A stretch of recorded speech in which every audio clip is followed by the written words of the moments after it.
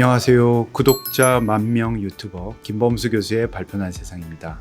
지난 5개월간 14편의 질환에 대한 영상을 올려드렸는데 10,000명이나 되는 분들이 구독을 해주셔서 정말 감개무량합니다.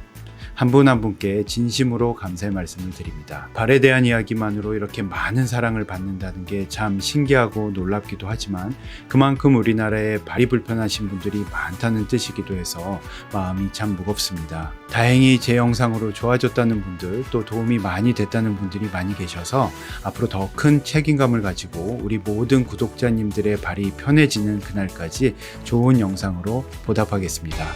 치료의 원칙을 알려드리는 김범수 교수의 발편한 세상입니다.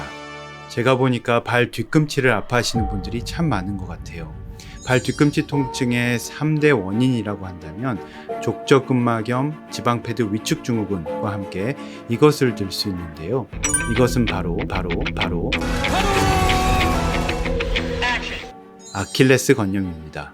아킬레스 건염은 한 번 생기면 잘 낫지 않아서 오랫동안 고생하시는 분들이 참 많습니다.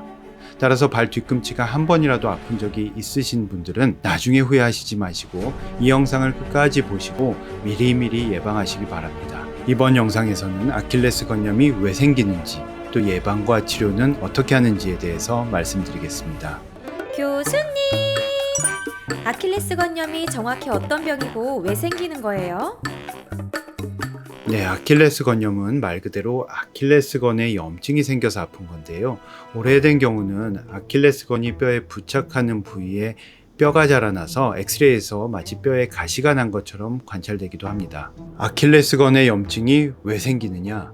무언가 아킬레스건에 무리가 돼서 생기는 거겠죠. 아킬레스건에 무리를 일으키는 가장 중요한 원인 두 가지가 있는데, 첫째는 과사용입니다. 많이 걷거나 러닝 같은 운동을 지나치게 많이 하는 거죠. 쥐를 가지고 실험한 연구도 있는데요. 멀쩡한 쥐를 가지고 러닝머신에서 매일 1시간씩 3개월 동안 뛰게 했더니 건염이 생겼더라는 보고도 있습니다. 이렇게 말씀드리면 그러면 하루에 얼만큼 걷는 게 좋아요? 라고 물어보시는 분들이 계실 것 같은데, 하루에 몇천 보, 몇만 보까지는 괜찮고 그 이상은 안 된다라고 정해진 건 아니고 각자의 아킬레스건이 감당할 수 있는 수준 이상으로 더 사용하게 되면 미세한 손상이 발생하게 되고 그 손상으로 인해서 염증 반응이 시작되게 됩니다. 그러면 각자의 아킬레스건이 감당할 수 있는 수준을 어떻게 아느냐? 그건 걷거나 운동을 할 때 괜찮다가 어느 순간부터 갑자기 아킬레스건 부위에 통증이 느껴지기 시작하면 바로 그 시점이라고 생각하시면 됩니다. 그럴 때는 정신력으로 극복할 게 아니라 운동을 멈추고 쉬는 게 좋습니다. 아킬레스건에 무리를 일으키는 중요한 원인 두 번째는 아킬레스건이 타이트한 경우입니다. 아킬레스건이 타이트해서 팽팽하게 당겨지는 상태라면 느슨한 경우에 비해서 힘줄에 가해지는 당기는 힘이 더 증가하기 때문에 더 쉽게 찢어지게 됩니다. 선천적으로 아킬레스건이 짧은 경우도 있고 나이가 들면서 스트레칭 운동을 꾸준히 해줘야 되는데 스트레칭을 하지 않아서 아킬레스건이 점점 뻣뻣해지면서 약간 단축된 상태로 굳어버린 경우도 많습니다. 또 굽이 높은 신발을 장시간 착용하는 것도 종아리 근육과 아킬레스건이 짧아진 상태로 오랫동안 있기 때문에 종아리 근육과 아킬레스건의 단축을 유발할 수 있습니다. 내가 아킬레스건이 타이트한지를 어떻게 알 수 있느냐?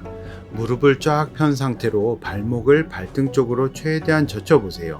정상은 발등 쪽으로 20도 이상 젖혀져야 되는데 그만큼 되지 않으면 아킬레스가 타이트할 가능성이 높습니다. 또는 발 뒤꿈치가 바닥에서 떨어지지 않게 유지하면서 쪼그려 앉아보세요. 이게 안 되시나요? 그러면 좀 심한 편입니다. 아, 그렇군요, 교수님. 그러면 치료는 여러 가지 방법이 있는 것 같던데 어떤 치료가 제일 좋은 거예요? 네, 아킬레스 건염에 대한 치료 방법은 스트레칭 운동에서부터 주사, 약물, 보조기, 깔창, 체외 충격파, 수술에 이르기까지 다양하게 있는데요. 그 중에서 가장 중요한 것은 스트레칭 운동입니다. 스트레칭을 안 하면 아무리 비싼 치료를 해도 낫지 않습니다. 제가 족저근막염 영상에서도 스트레칭 운동을 강조했었는데요. 아킬레스 건염도 족저근막염과 병의 기전이 비슷한 면이 있기 때문에 스트레칭을 열심히 해주는 것이 매우 중요합니다. 제가 오늘 아킬레스건 스트레칭 운동 방법 중 제일 좋은 거 2가지를 알려드리려고 하는데요. 이대로 열심히 하시면 아마 병원 가지 않고도 좋아지실 가능성이 많습니다. 특별히 돈 드는 것도 아니고 믿져야 본전이니까 일단 한번 해보세요. 이런 자세를 취하고 발 뒤꿈치를 바닥에 딱 붙인 상태로 엉덩이를 앞으로 쑥 밀어줍니다. 그러면 종아리가 시원하게 당기는 느낌이 나실 겁니다. 그런 다음 무릎을 구부리면서 엉덩이로 앉듯이 뒤로 살짝 눌러주시면 또 다른 근육이 스트레칭이 됩니다. 다리를 바꿔서도 해주시고 한 번 하실 때 15초 이상 자세를 유지하시는 게 좋습니다. 무릎을 쫙 편 상태에서는 무릎 위에서부터 일어나는 장단지근이 스트레칭이 되는 거고, 이렇게 무릎을 구부린 자세에서는 가자미근이 스트레칭이 됩니다. 네, 아주 정확한 자세를 보여주신 모델분께 감사드립니다. 네, 또 다른 아주 좋은 스트레칭 방법으로 사람 이름을 따서 알프레드손 프로토콜이라는 게 있는데요. 계단이나 이런 발판 위에 올라서서 넘어지지 않게 앞에 벽이나 난간을 살짝 잡고 2발로 까치발하듯이 뒤꿈치를 끝까지 들어 올립니다. 한 발을 떼고 다른 한 발로만 선 상태에서 발 뒤꿈치를 15초에 걸쳐서 천천히 내립니다. 종아리에 힘을 쫙 빼고 모든 체중이 발 뒤꿈치로 빠져나가는 듯한 느낌으로 뒤꿈치뼈를 가장 낮은 위치까지 천천히 내려보세요. 올라갈 때는 2발로 빨리 올리셔도 됩니다. 그리고는 발을 바꿔서 다른 발로 천천히 내립니다. 빨리 내리면 안 되고 종아리가 시원해지는 걸 느끼면서 천천히 하시는 게 포인트입니다.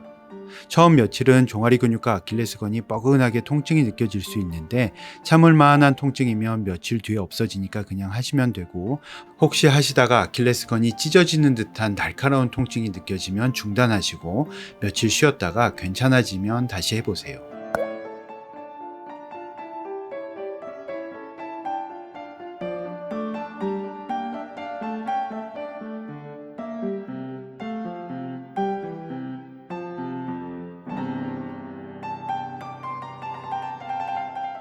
무릎을 쫙 편 상태로 15번씩 총 3세트를 하시고, 무릎을 살짝 구부린 상태로도 똑같은 방법으로 15번씩 3세트를 합니다. 이렇게 아침 저녁으로 3개월을 꾸준히 하시면 종아리 근육이 튼튼하면서도 유연해져서 아킬레스 건염이 저절로 좋아지는 경우가 많습니다. 힘드시면 횟수를 조금 줄여서 하실 수 있는 만큼만 하셔도 됩니다. 그런데 혹시 지금 당장 너무 아파서 이런 스트레칭 운동을 할 수 없는 상황이라면 병원에 가셔서 반기부스나 보조기, 깔창, 진통소염제 등의 치료로 도움을 받으실 수 있습니다.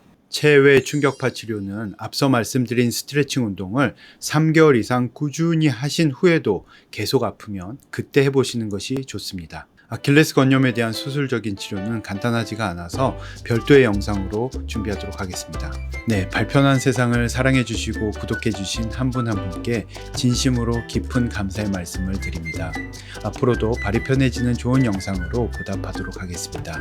지금까지 치료의 원칙을 알려드리는 김범수 교수의 발편한 세상이었습니다. 감사합니다.